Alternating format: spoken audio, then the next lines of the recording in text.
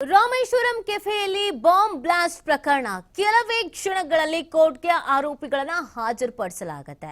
ಆನಂತರ ನ್ಯಾಯಾಧೀಶರ ಮನೆಗೆ ಹಾಜರುಪಡಿಸಲಿದೆ ಎನ್ಐಎ ಅಧಿಕಾರಿಗಳು. ಕೋರಮಂಗಲದಲ್ಲಿರುವಂತಹ ನ್ಯಾಯಾಧೀಶರ ಮನೆಗೆ ಹಾಜರುಪಡಿಸಲಾಗುತ್ತೆ.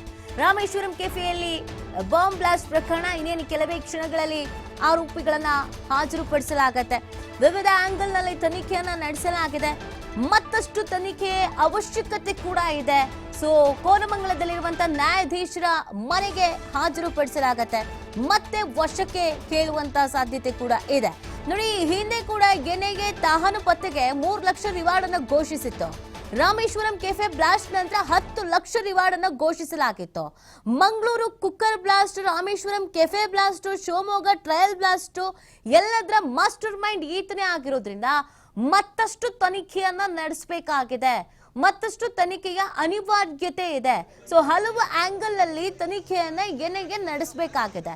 ಸೊ ಇದೀಗ ಇನ್ನೇನು ಕೆಲವೇ ಕ್ಷಣಗಳು ಮಾತ್ರ ಬಾಕಿ ಇರುವಂತದ್ದು. ಕೆಲವೇ ಕ್ಷಣಗಳಲ್ಲಿ ಕೋರ್ಟ್ಗೆ ಆರೋಪಿಗಳನ್ನ ಹಾಜರುಪಡಿಸಲಾಗುತ್ತೆ. ನ್ಯಾಯಾಧೀಶರ ಮನೆಗೆ ಹಾಜರುಪಡಿಸಲಿದ್ದಾರೆ ಎನ್ಐಎ ಅಧಿಕಾರಿಗಳು. ಸೊ ಈಗಾಗಲೇ ತನಿಖೆಯನ್ನ ಚುರುಕುಗೊಳಿಸಲಾಗಿದೆ. ಈ ಹಿಂದೆ ಇನ್ನೂ ಯಾರಾದ್ರೂ ಇದ್ದಾರಾ, ಇದೆಲ್ಲದ್ರ ಬಗ್ಗೆಯೂ ಕೂಡ ಮತ್ತಷ್ಟು ಮಾಹಿತಿ ಲಭ್ಯವಾಗಬೇಕಾಗಿದೆ. ಮಾಹಿತಿಯನ್ನ ಕಲೆ ಹಾಕಬೇಕಾಗಿದೆ. ಸೊ ಆ ಎಲ್ಲ ಆಂಗಲ್ ನಲ್ಲಿ ತನಿಖೆನ ನಡೆಸೋದಕ್ಕೆ ಮತ್ತೆ ವಶಕ್ಕೆ ಪಡಿಬೇಕಾಗತ್ತೆ. ಸೊ ಇದೀಗ ಕೋರಮಂಗಲದಲ್ಲಿರುವಂತಹ ನ್ಯಾಯಾಧೀಶರ ಮನೆಗೆ ಹಾಜರುಪಡಿಸಿ ಮತ್ತೆ ವಶಕ್ಕೆ ಪಡೆಯಲಾಗತ್ತೆ.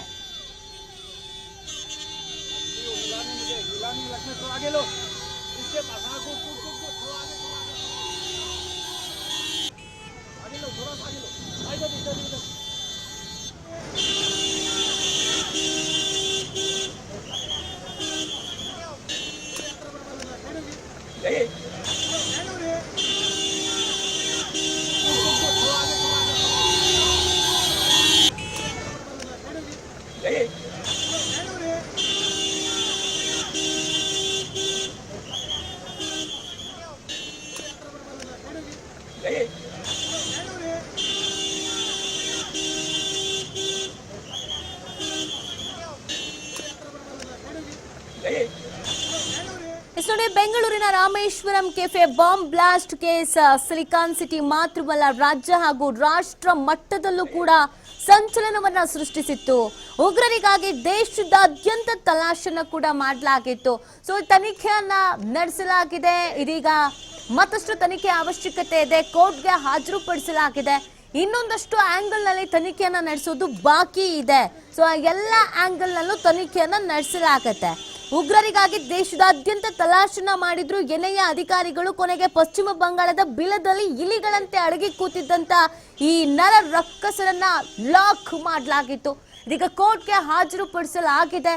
ಮತ್ತಷ್ಟು ತನಿಖೆಯ ಅವಶ್ಯಕತೆ ಇದೆ. ಇನ್ನು ಹಲವು ಆಂಗಲ್ ನಲ್ಲಿ ತನಿಖೆಯನ್ನ ನಡೆಸಬೇಕಾಗತ್ತೆ. ಯಾಕಂದ್ರೆ ಮಾಸ್ಟರ್ ಮೈಂಡ್ ಅಂತ ಕರೆಸ್ಕೊಳ್ತಾ ಇದ್ದಾರೆ. ಈ ಹಿಂದೆ ಹಲವು ಪ್ರಕರಣಗಳಲ್ಲಿ ಭಾಗಿಯಾಗಿದ್ದವರು ಬಾಂಬರ್ ಕೆಲಸ ಮಾತ್ರ ಮಾಡಿ ಎಸ್ಕೇಪ್ ಆಗಿರ್ಲಿಲ್ಲ. ಇನ್ನು ಅನೇಕ ರೀತಿಯಾದಂಥ ಕೆಲಸಗಳನ್ನ ಈ ಮಾಸ್ಟರ್ ಮೈಂಡ್ಗಳು ಮಾಡಿದ್ವು ಅನ್ನುವಂಥದ್ದು ಕೂಡ ಗೊತ್ತಾಗ್ತಾ ಇದೆ. ಸೊ ಹಾಗಾಗಿ ಎಲ್ಲ ಆಂಗಲ್ ನಲ್ಲೂ ತನಿಖೆಯನ್ನ ನಡೆಸಬೇಕಾಗತ್ತೆ. ಶಂಕಿತರನ್ನ ನ್ಯಾಯಾಧೀಶರ ಮನೆಗೆ ಹಾಜರುಪಡಿಸಲಾಗ್ತಾ ಇದೆ. ಕೋರಮಂಗಲದಲ್ಲಿರುವಂತಹ ನ್ಯಾಯಾಧೀಶರ ಮನೆ. ಸೊ ಮತ್ತಷ್ಟು ತನಿಖೆಯನ್ನ ನಡೆಸಲಾಗುತ್ತೆ. ಈ ತನಿಖೆಯ ಸಂದರ್ಭದಲ್ಲಿ ಇನ್ನೇನೆಲ್ಲ ಸ್ಫೋಟಕ ಮಾಹಿತಿಗಳು ಲಭ್ಯವಾಗುತ್ತೆ, ಇದೆಲ್ಲವೂ ಕೂಡ ಸಾಕಷ್ಟು ಕುತೂಹಲಕ್ಕೆ ಕಾರಣವಾಗ್ತಾ ಇದೆ. ಬೆಂಗಳೂರಿನಲ್ಲಿ ಬ್ಲಾಸ್ಟ್ ಮಾಡಿ ಕೋಲ್ಕತ್ತಾದಲ್ಲಿ ಅಡಗಿ ಕೂತಿದ್ರು ಈ ಉಗ್ರರು. ಮುಸಾವೇರ್ ಶಾಜಿನನ್ನ ಎನ್ಐಎ ಅಧಿಕಾರಿಗಳು ಹೆಡೆಮುರಿ ಕಟ್ಟಿದ್ದಾರೆ. ಈಗಾಗಲೇ ಇವರು ಎಲ್ಲೆಲ್ಲಿ ಓಡಾಡ್ಕೊಂಡಿದ್ರು, ಏನೇನು ಮಾಡಿದ್ರು, ಹೆಂಗ್ ಸ್ಕೆಚ್ ಹಾಕಿದ್ರು, ಯಾವ ರೀತಿಯಾಗಿ ಬ್ಲೂ ಪ್ರಿಂಟ್ ಅನ್ನ ತಯಾರು ಮಾಡ್ಕೊಂಡಿದ್ರು, ಬಟ್ಟೆ ಬದಲಾಯಿಸ್ಕೊಂಡು ಊರುಗಳನ್ನ ಬದಲಾಯಿಸ್ಕೊಂಡು ಎಲ್ಲೆಲ್ಲಿ ಹೋಗಿದ್ರು, ಇದೆಲ್ಲವನ್ನ ಕೂಡ ಟ್ರ್ಯಾಕ್ ಮಾಡಿ ತನಿಖೆಯನ್ನ ನಡೆಸಲಾಗ್ತಾ ಇತ್ತು. ಈ ಸಂದರ್ಭದಲ್ಲಿ ಒಂದಷ್ಟು ಮಾಹಿತಿಗಳು ಲಭ್ಯವಾಗಿದೆ. ಇನ್ನೂ ಒಂದಷ್ಟು ಮಾಹಿತಿಗಳು ಲಭ್ಯವಾಗಬೇಕಾದಂತ ಅವಶ್ಯಕತೆ ಇದೆ. ಸೊ ಸದ್ಯ ಕೋರಮಂಗಲದಲ್ಲಿರುವಂತಹ ನ್ಯಾಯಾಧೀಶರ ಮನೆಗೆ ಹಾಜರುಪಡಿಸಲಾಗ್ತಾ ಇದೆ. ಇಬ್ಬರು ಮಾಸ್ಟರ್ ಮೈಂಡ್ಗಳು ಹೇಗೆಲ್ಲ ಕೆಲಸ ಮಾಡಿದ್ರು, ಈ ಹಿಂದಿನ ಸ್ಫೋಟಗಳು, ಅದೆಲ್ಲದರ ಬಗ್ಗೆಯೂ ಕೂಡ ತನಿಖೆಯನ್ನ ನಡೆಸಬೇಕಾಗಿದೆ.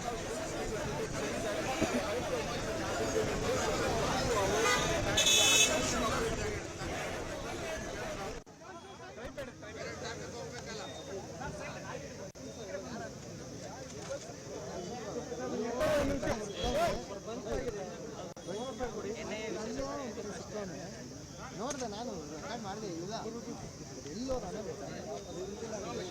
ನಾನು ಲೋದಾಗ ಇಲ್ಲ ಅದನ್ನೇ ನೋಡ್ಕೊಂಡು ಈ ಕಡೆ ಬರಲೇ ಇಲ್ಲ ಇಲ್ಲಿಗೆ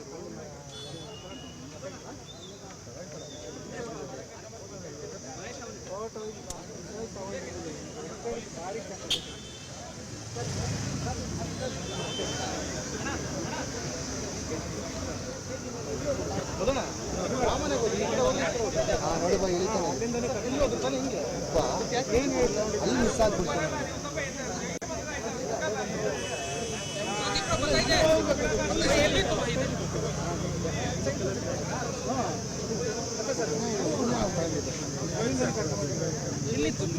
ಕೆಳಗಡೆ ಕೆಳಗಡೆ ಬಿತ್ತಾ ಮುಂದೆನಾ ನಂದೇ ಸರ್ ಆಕಾಶ ಒಂದ್ಸತಿ ಕನ್ಫರ್ಮ್ ಆಯ್ತು ಇಲ್ಲ ಇಲ್ಲ ಫೋಟೋ ಇದೆ ನೋಡಿ ಆ ಕಡೆ ಬಿದ್ದಿದ್ದೆ ಅವ್ನು ಜೋರ್ ತಗೊಂಡಲ್ಲ ಬಿದ್ಬಿಟ್ಟಿದ್ದೆ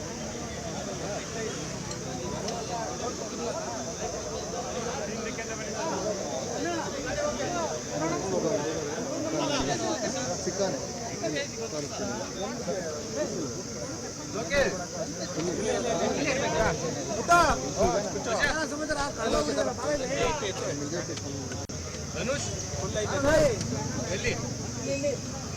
ಅಜಯ್ ಆಯ್ತು ಚಲ್ ನಲ್ಲಿ ಬ್ಲಾಸ್ಟ್ ಮಾಡಿ ಕೋಲ್ಕತ್ತಾದಲ್ಲಿ ಅಡಗಿ ಕೂತಿದ್ದ ಉಗ್ರ ಮುಸಾವೇರ್ ಶಾಜಿನನ್ನ ಗಿನಿಯ ಅಧಿಕಾರಿಗಳು ಹೆಡೆಮುರಿ ಕಟ್ಟಿದ್ದಾರೆ. ಈಗಾಗಲೇ ತನಿಖೆಯನ್ನು ಕೂಡ ನಡೆಸಲಾಗ್ತಾ ಇದೆ, ಜೊತೆಗೆ ಕೋರ್ಟ್ಗೂ ಹಾಜರುಪಡಿಸಲಾಗಿದೆ. ಜೊತೆಗೆ ಮೋಸ್ಟ್ ವಾಂಟೆಡ್ ಉಗ್ರ ಮಾಸ್ಟರ್ ಮೈಂಡ್ ಬಾಂಬ್ ಮಾರ್ಗದರ್ಶಕ ಅಬ್ದುಲ್ ಮತೀನ್ ತಾಹಾ ಕೂಡ ಅರೆಸ್ಟ್ ಆಗಿರೋದ್ರಿಂದ ಈ ಹಿಂದಿನ ಕೇಸಸ್ಗಳಿಗೇನಿದ್ವು, ತೀರ್ಥಹಳ್ಳಿ ಮೂಲದ ಈ ಮತೀನ್ ತುಂಗಾ ತೀರದಲ್ಲಿ ಟ್ರಯಲ್ ಬ್ಲಾಸ್ಟ್ ಅನ್ನ ನಡೆಸಿದ್ದ, ಉಗ್ರ ಶಾರಕ್ಕೆ ಕುಕ್ಕರ್ ಕೊಟ್ಟು ಮಂಗಳೂರಿನಲ್ಲೂ ಕೂಡ ಸ್ಫೋಟ ಮಾಡಿಸಿದ್ದ, ರಾಮೇಶ್ವರಂ ಕೆಫೆಯಲ್ಲಿ ಬಾಂಬ್ ಇಡೋಕೆ ಮಸರತ್ತು ಮಾಡಿದ್ದು ಕೂಡ ಇದೇ ಮತೀನ್. ಸೊ ಈ ಮತೀನ್ ಲಾಕ್ ಆಗಿರೋದ್ರಿಂದ ಮತ್ತಷ್ಟು ತನಿಖೆ ತೀವ್ರ ಪಡ್ಕೊಳ್ತಾ ಇದೆ. ಹಲವು ಆಂಗಲ್ ನಲ್ಲಿ ಹಲವು ಆಯಾಮಗಳಲ್ಲಿ ತನಿಖೆಯನ್ನ ನಡೆಸಲಾಗ್ತಾ ಇದೆ. ನಿನ್ನೆ ತಡರಾತ್ರಿ ಇಬ್ಬರು ರಕ್ಕಸರನ್ನ ಕೋಲ್ಕತ್ತಾ ವಿಮಾನ ನಿಲ್ದಾಣದಿಂದ ಬೆಂಗಳೂರಿಗೆ ಕರ್ಕೊಂಡು ಬಂದು ಇಬ್ಬರು ಶಂಕಿತರನ್ನ 3 ದಿನಗಳ ಕಾಲ ಎನ್ಐಎ ಕಸ್ಟಡಿಗೆ ಪಡೆದಿದ್ದು ಬೆಂಗಳೂರಿನ ಆಡುಗೋಡಿ ಟೆಕ್ನಿಕಲ್ ಸೆಂಟರ್ನಲ್ಲಿ ವಿಚಾರಣೆಯನ್ನು ಕೂಡ ನಡೆಸಲಾಗಿದೆ. ಈ ಕೋರ್ಟಿಗೆ ಹಾಜರುಪಡಿಸಲಾಗಿದೆ. ಹಾಗೇನೆ ಮತ್ತಷ್ಟು ತನಿಖೆಯನ್ನ ಚುರುಕುಪಡಿಸಲಾಗಿದೆ. ಕೋರಮಂಗಲದಲ್ಲಿರುವಂತಹ ನ್ಯಾಯಾಧೀಶರ ಮನೆಗೂ ಕೂಡ ಅವರನ್ನ ಹಾಜರುಪಡಿಸಲಾಗಿದೆ. ಈ ನಡುವೆ ಅವರು ಎಲ್ಲೆಲ್ಲಿ ಓಡಾಡಿದ್ರು, ಏನೇನ್ ಪ್ಲಾನ್ ಮಾಡ್ಕೊಂಡಿದ್ರು, ಇದೆಲ್ಲದ್ರ ಬಗ್ಗೆ ಮಾಹಿತಿಯನ್ನ ಎನ್ಐಎ ಅಧಿಕಾರಿಗಳು ಕಲೆ ಹಾಕಿದ್ದಾರೆ. ಸೊ ಇದೆಲ್ಲದರ ನಡುವೆ TV5ಗೆ ಅವರು ಹೋಟೆಲ್ ನಲ್ಲಿ ಇದ್ದಂತೆ ದೃಶ್ಯ ಕೂಡ ಲಭ್ಯವಾಗಿದೆ, ನೀವು ಗಮನಿಸ್ತಾ ಇರಬಹುದು. ಸೊ ಇದೀಗ ಹಲವು ಆಂಗಲ್ ನಲ್ಲಿ ತನಿಖೆಯನ್ನ ನಡೆಸಲಾಗ್ತಾ ಇದೆ. ಇವ್ರ ಹಿಂದೆ ಇನ್ನು ಯಾರ್ಯಾರು ಇದ್ದಾರೆ, ಇವ್ರು ಏನೇನ್ ಪ್ಲಾನ್ ಮಾಡ್ಕೊಂಡಿದ್ರು, ಇವರ ನೆಕ್ಸ್ಟ್ ಟಾರ್ಗೆಟ್ ಏನಾಗಿತ್ತು, ಇದೆಲ್ಲದ್ರ ಬಗ್ಗೆಯೂ ಕೂಡ ತನಿಖೆಯನ್ನ ನಡೆಸಲಾಗ್ತಾ ಇದೆ. ಬೆಂಗಳೂರಿನ ಆಡುಗೋಡಿ ಟೆಕ್ನಿಕಲ್ ಸೆಂಟರ್ ನಲ್ಲಿ ವಿಚಾರಣೆಯನ್ನ ಮಾಡಲಾಗ್ತಾ ಇತ್ತು. ಸೊ ಇವರ ಸುಳಿವು ಸಿಕ್ಕಿದ್ದೆ ಒಂದು ರಣರೋಚಕ ಆಗಿತ್ತು. ತಮ್ಮ ಮೂಲ ಹೆಸರುಗಳನ್ನ ಬದಲಿಸಿಕೊಂಡಿದ್ರು, ಎಲ್ಲ ಬೇಕಲ್ಲಿ ಓಡಾಡ್ತಾ ಇದ್ರು, ವೇಷ ಬದಲಿಸ್ತಾ ಇದ್ರು, ಇವರ ಹೆಸರುಗಳನ್ನ ಬದಲು ಮಾಡ್ಕೊಂಡಿದ್ರು. ಇದೆಲ್ಲದ್ರಿಂದ ಇದೊಂದು ಚಾಲೆಂಜಿಂಗ್ ಆಗಿತ್ತು ಎನ್ಐಎ ಅಧಿಕಾರಿಗಳಿಗೆ. ಫೈನಲಿ ಇವ್ರು ಎಲ್ಲಿದ್ದಾರೆ, ಏನು ಎತ್ತ, ನಕಲಿ ದಾಖಲೆ ನೀಡಿ ಏನೇನು ಮಾಡ್ತಿದ್ದಾರೆ, ಇದೆಲ್ಲದ್ರ ಬಗ್ಗೆ ಮಾಹಿತಿ ಎನ್ಐಎ ಅಧಿಕಾರಿಗಳಿಗೆ ಸಿಕ್ಕಿತ್ತು. ಹಾಗಾಗಿ ಬೆಳಗಿನ ಜಾವ ಇವರನ್ನ ವಶಕ್ಕೆ ಪಡೆದು ತನಿಖೆಯನ್ನ ನಡೆಸಲಾಗ್ತಿತ್ತು. ಇದೀಗ ಕೋರ್ಟ್ಗೂ ಕೂಡ ಹಾಜರುಪಡಿಸಲಾಗಿದೆ.